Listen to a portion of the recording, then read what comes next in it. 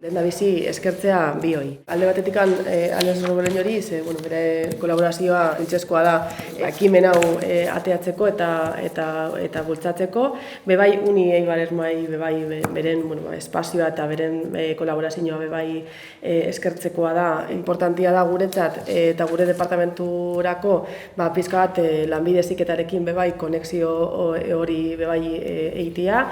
Sortutako egitarauan danetik dagoela, publiko guztientzako hitzaldiak daudela, eta apur bat jendea animatzea. Bebai aipatu nahi nuke, etorriko diren ponentetako bi direla Tekanikako langileak, irakasleak dira, eta Tekanika da lanbide heziketako ikerkuntza institutua edo. Etorriko dira robotika eta zibersegurtasunen inguruko bi hitzaldirekin, eta hauetako bat ere gure irakaslea izandakoa da, orduan azkenean posten dago, ikasleak, ikasle hoiak, irakasle izandakoak, mugitzen daben guzti hori sortzea eta...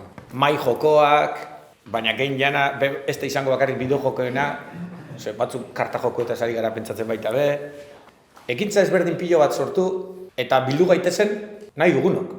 Eta gero Alexek askotan esaten du, gehigarria da biltzen denen artean sortzen dana. Behar dituzu olako bilguneak, jendea dagoenean, berak esan duen, zuk egin didazu niri, ez dakit, desarrollo hau edo, eta horretarako behar dituzu guneak. Eta gu saiatzen gara gune horiek sortzen. Eta enpresen txokoa da, ustot gune bat oso interesgarria izan leikena, lehenengo urtea da, joango gara hobetzen eta ajuste guztiak inbarko zaizkio. Baina uste dugu, hau bai dala bide egokia. Orduan, helburua da beti ekosistemak egitea, eta gero zerbait sortzen bada, hori publikoaren esku dago. Orduan, gurea da,